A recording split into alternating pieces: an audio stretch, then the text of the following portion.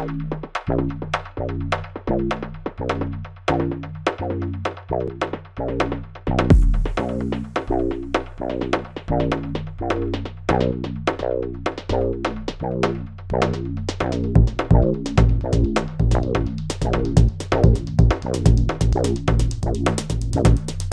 va se rapprocher. En fait, c'est très important. Et entre les canalicule vertes, vous voyez les petits trucs rouges là, c'est des cellules. Donc tous les petits points là, c'est des cellules. Ouais, et là, on est que. Donc, imaginez ça en 3D dans le volume, c'est énorme. Et vous avez un réseau canaliculaire, c'est les choses vertes, dans lesquelles vont circuler des nanomolécules du vivant, de l'insuline, du glucose, des hormones, de testostérone, des oestrogènes, etc.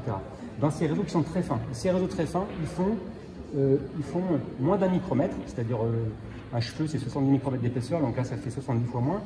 Mais dans ces canalicules, ces petits tunnels, il y a une dendrite, un prolongement cellulaire. Et entre le prolongement cellulaire et la canalicule, il n'y a plus que 250 nanomètres. Ça devient très petit.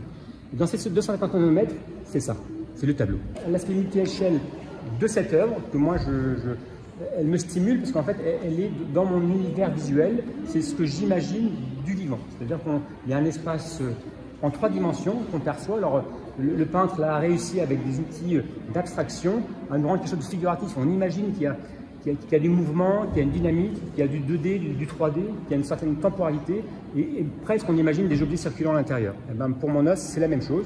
Il y a effectivement des particules qui circulent de toute petite taille. Et l'os, en fait, pour résumer, pour un peu finir là-dessus, c'est un système d'ultrafiltration très puissant. Ce qui rentre dans le réseau saucitaire là, que je vous ai montré tout à l'heure, dans les canalicule, ce qui rentre, ça a de toute façon moins de 5 nanomètres. Donc Richter, moi, me stimule à continuer dans ce sens, parce que je sais que c'est là que ça se passe, c'est là que ça circule, et c'est là, quand ça ne va pas, ben, il y aura des conséquences en aval sur les autres organes. Alors, ce qui est intéressant par rapport à votre domaine de recherche, qui nécessite effectivement d'aller dans le microscopique, vraiment l'infiniment petit presque, c'est que Gerhard Richter a lui aussi pu vraiment travailler dans ce sens-là, enfin pas jusqu'à l'infiniment petit, mais en reprenant des peintures de paysages qu'il avait lui-même réalisées et en extrayant finalement un détail et en le reprenant à grande échelle, ce qui fait qu'on rentre dans quelque chose qui devient abstrait, mais comme si Richter lui aussi rentrait vraiment dans la peinture et dans la trame, les couches et les strates de la peinture réalisée.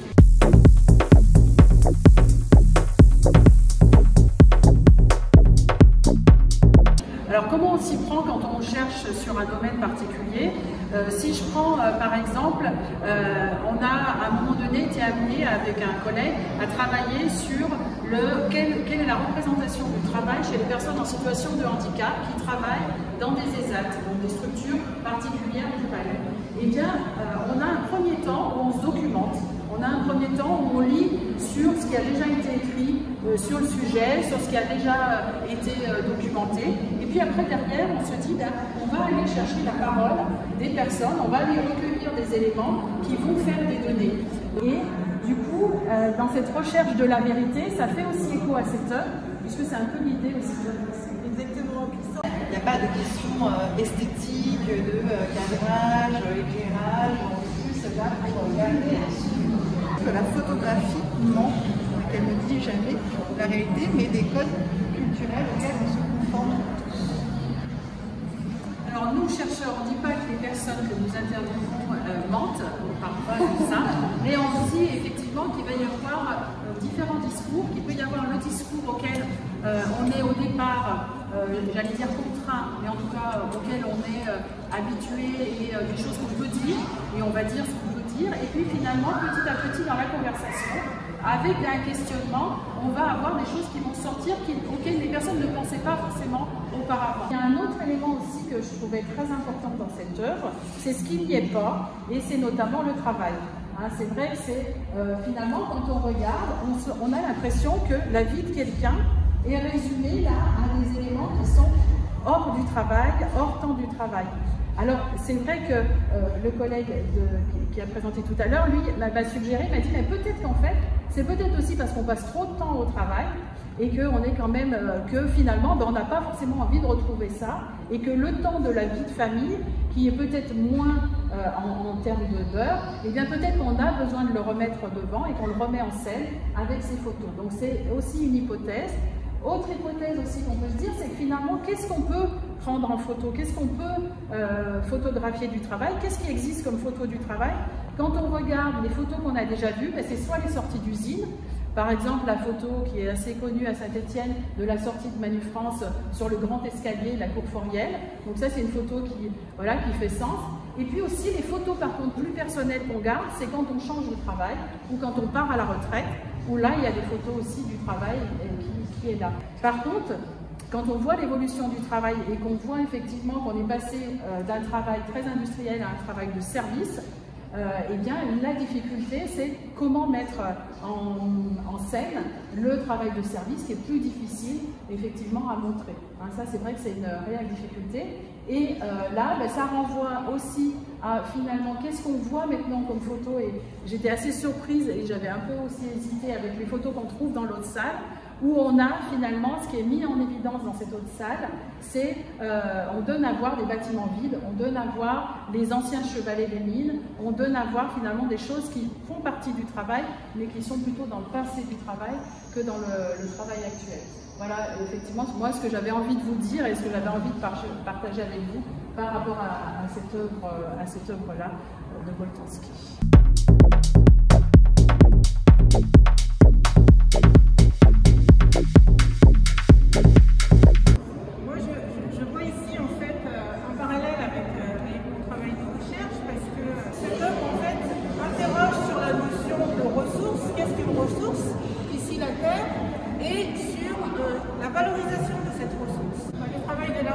Finalement, il est dans cette quête de reconnaissance d'un territoire qui historiquement a été oublié et puis à nouveau recartographié pour des raisons économiques, comme le disait Mélodie. Et moi, dans mon travail de recherche, il y a aussi cette volonté de reconnaissance de techniques ancestrales de valorisation de la terre, notamment dans le secteur du bâtiment.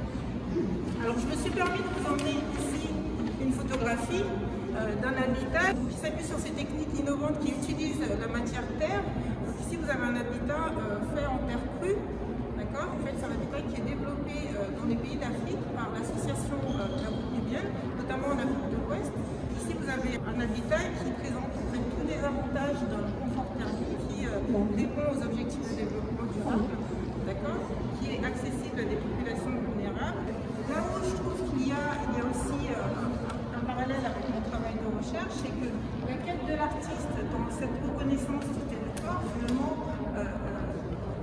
la terre n'est pas reconnue à sa juste valeur, puisque finalement on recartographie le territoire, mais pour des raisons économiques. On connaît aujourd'hui des impacts environnementaux de l'industrie minière et puis les impacts aussi socio-économiques qui conduisent à des déplacements de population, à des pollutions des eaux, etc. Et dans le cadre de ma recherche, eh bien, ces techniques ancestrales, malgré les avantages qu'elles procurent aux populations, elles ne sont pas finalement très bien accueillies des populations locales pour des raisons socio-économiques, pour des raisons culturelles, cognitives, ont du mal à adopter ces techniques parce que ça leur renvoie finalement à un passé et ils ne se projettent pas dans l'avenir avec ce type d'habitat, ce qui est plutôt dommageable.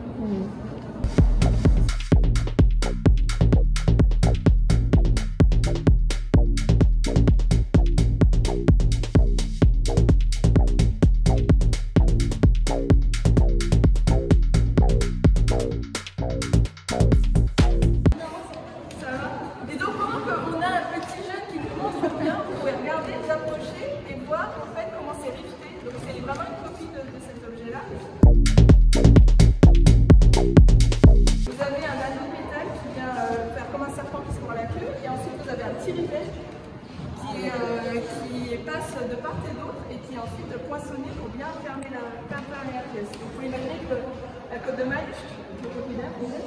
Non, ça va. Donc en fait, la Codora elle est fabriquée à la main, anneau par anneau, et en fait, si on avait à imprimer un auto-assemblage, donc ce qu'on appelle un auto-assemblage, donc une coque de maille en fabrication additive, on s'y prendrait de la même manière. On aurait un socle et on commence à imprimer. Donc là, c'est une impression qu'on a arrêtée à mi-chemin. Et si vous la regardez de côté, vous arrivez à voir le début des anneaux là, qui se répètent. Et on a toute la structure qui est figée. Je vais laisser faire passer peut-être.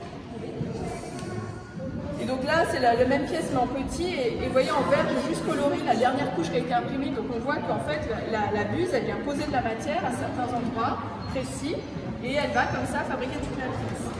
Si on continue, si on fait toute la cotte de maille, on arrive à cet objet-là, voilà, où la pièce elle est du coup refermée sur elle-même, mais complètement figée. Et là, vous pouvez compter que dans un anneau, il y a bien les 4 anneaux qui sont en figé à l'intérieur, mais qui sont en figé au moment de l'impression. À mes travaux de recherche, c'est justement les wagons qu'on voit ici tirés par des chevaux.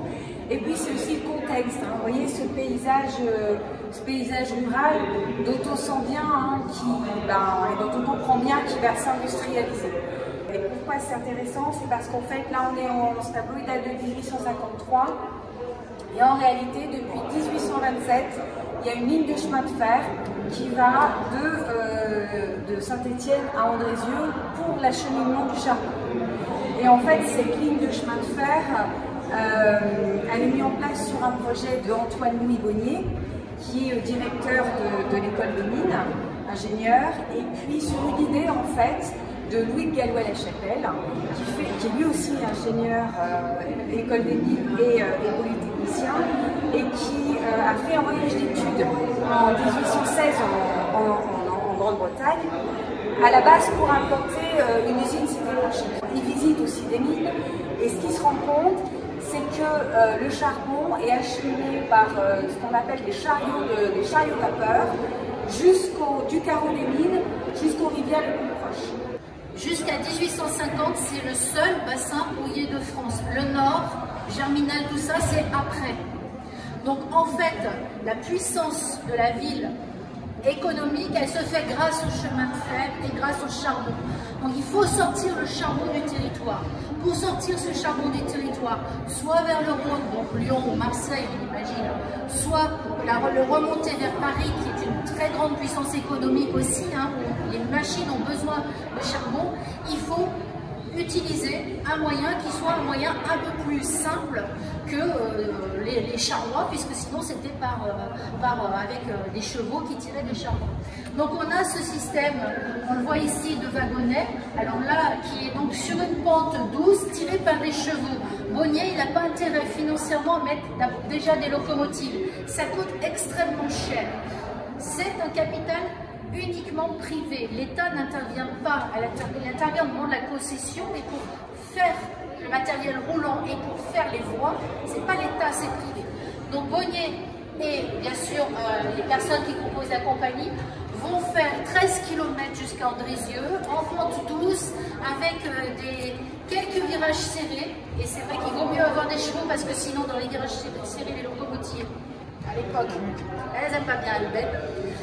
Ce sont des rails de chemin de fer en fonte, donc extrêmement cassants, qui sont grands à peu près 1,10 m, en forme de, on appelle ça de ventre de poisson. Et ces rails de chemin de fer sont montés sur des plots en pierre. Donc c'est quelque chose qui reste quand même un peu empirique. En revanche, la ligne de Saint-Étienne à Lyon, qui va se créer après grâce à Marc Seguin, là on est sur locomotive à vapeur. Et si vous avez pris le train entre Saint-Étienne et Lyon, c'est la même voie. Ça n'a pas changé. Donc réfléchissez au nombre de ponts que vous traversez. Il n'y en a que 3 sur cette ligne-là. 57 km, je ne sais plus combien il y a de tunnels, dont un qui fait plus de 1000 mètres. Le tunnel de Terre Noire, celui quand on part de Châteaucreux, le premier là qu'on a, et bien ce tunnel-là, c'était une prouesse pour l'époque. Et Seguin va utiliser la machine à vapeur, va utiliser la chaudière tubulaire à vapeur. Et là, on entre dans ce qui est posé finalement et sur lequel le modèle économique sur lequel on vit toujours de capital, le capital, l'énergie fossile, ça c'est pas le pétrole mais c'est le charbon, et on vit toujours ce système où on doit aller prendre de la vitesse pour accélérer, pour faire circuler le capital, pour faire circuler la marchandise, puis ensuite faire circuler les voyages.